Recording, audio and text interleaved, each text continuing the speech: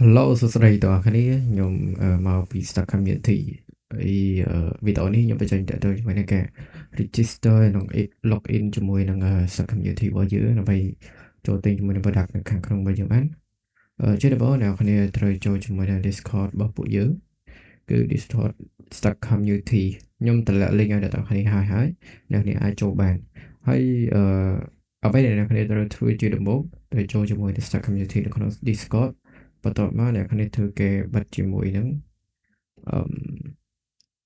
VPN ដើម្បីយើង verify ឥឡូវយើងបិទជាមួយនឹង VPN ហើយអញ្ចឹងតម្រូវឲ្យអ្នកគ្នាទៅ verify នៅកន្លែងនេះអ្នកគ្នាចុចលើខាងលើហ្នឹងមកហើយអ្នកគ្នាចុចនៅលើ link នេះមកវានឹងយកយើងទៅមួយទៀតដើម្បីយើង scan ហើយយើង verify អូខេអញ្ចឹង verify ហើយយើងបានរួចរាល់ជាមួយនឹងការ verify បន្ទាប់មកអ្នកគ្នាធ្វើការ close វាចេញមើលនៅក្នុង website របស់យើងវិញអ្នកគ្នាចុចទៅលើ register ចុច register ហើយចុច continue with Discord មកវាកំពុងដំណើរការអូ sorry នៅខ្ញុំផ្លេចបើកជាមួយនឹងVPN វិញដោយសារយើងត្រូវ login ចូលជាមួយនឹង Discord ចឹងណាដោយសារនៅស្រុកយើង Discord គេបានបាត់ហើយចឹងឥឡូវយើងhold time មកយើង verify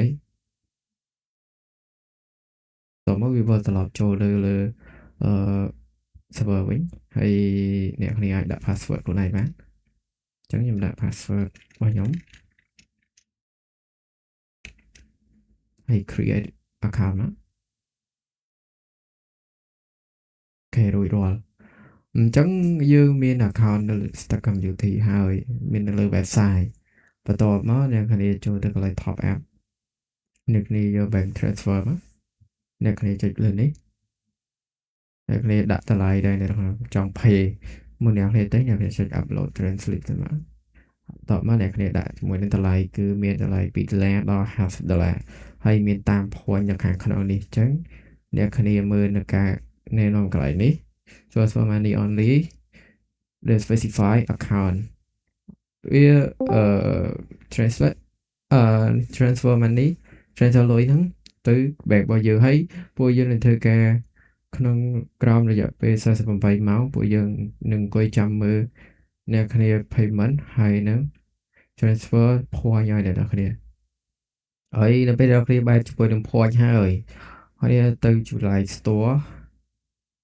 តរបស់យើងគឺមានច្រើនអ្នកគ្នាមានជាមួយនឹង 5M មានជាមួយនឹង Counter Strike មួយនឹង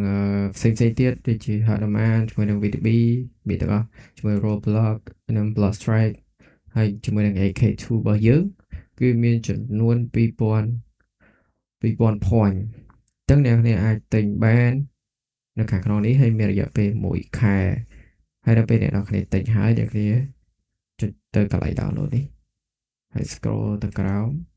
គឺវាមានកន្លែង license កន្លែងនេះហើយជាមួយនឹងការ download ចូលអ្នក download មកហើយយើងទៅប្រើបានឥឡូវខ្ញុំសុំធ្វើការដាក់តែមើលតោះទាំងអស់គ្នាឥឡូវខ្ញុំធ្វើការប្រើជាមួយនឹង redeem code ដោយសារតែខ្ញុំមាន redeem code អញ្ចឹងចូលកន្លែង profile របស់យើងមកហើយខ្ញុំផាសជាមួយនឹង redeem code របស់ខ្ញុំចូលអូខេអញ្ចឹងខ្ញុំបាន2000 point ខ្ញុំបាន2000 point ណាឥឡូវខ្ញុំទៅទិញ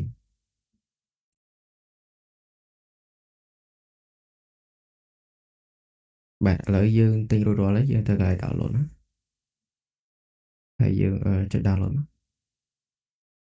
តបមកយើងឃើញជាមួយនឹងនេះរបស់យើងហើយចឹងឥឡូវខ្ញុំសុំធ្វើការបើក icon វិញ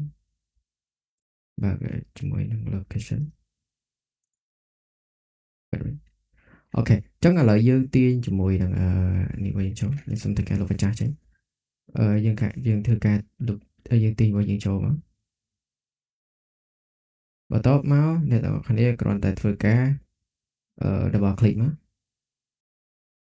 តោះទាំងអស់គ្នាwarning sorry តិចឥឡូវយើងធ្វើការបើកម្ដងទៀតមកយើងបើកវាម្ដងទៀតយើងរងចាំវាបន្តិច បែបវាពុកចឹងលើចេញហើយចឹងអ្នកនេះចាំមើល100ខាងក្នុងហ្គេមនេះយើងអត់ចាំបាច់ចូលទៅក្នុងហ្គេមក៏យើងឃើញ100ដែរប៉ុន្តែឥឡូវ100ចេញហើយនេះអ្នក100របស់យើងគឺអានេះខាងក្រោមនេះគឺលេងបានតែអឺសម្រាប់ PVE ទេអ្នកគ្នា PVE សុទ្ធអត់អាចទៅលេងបានជាមួយនឹង PVP ទេហើយខាងលើនេះយើងមានជាមួយនឹង ESP ចាប់ពីនេះទៅគឺ ESP ហើយនឹង Aimbot នេះគឺ Aimbot មកជុំនេះហើយនេះគឺ ESP ហើយនៅអានេះក៏ជា ESP ដែរហ្នឹងចឹងឥឡូវយើងចូលតាម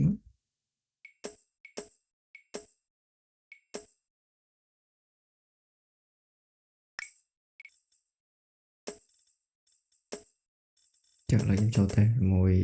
PVP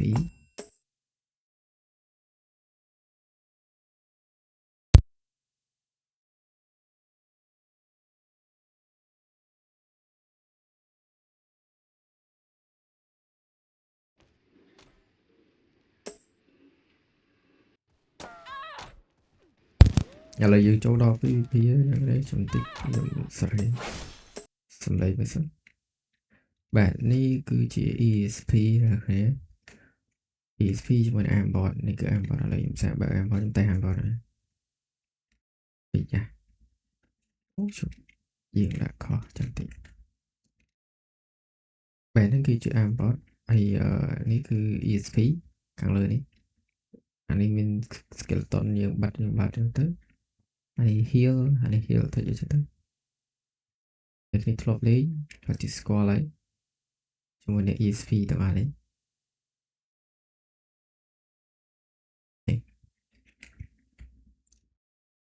ចឹងវីដេអូយើងអត់មានអីច្រើនទេមានតែប៉ុណ្ណឹងអ្នកទាំង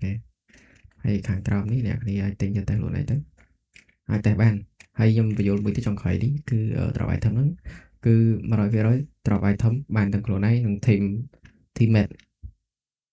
ចឹងវីដេអូនេះអត់មានអីច្រើនទេគឺមានតែប៉ុណ្ណឹងបាយបាយ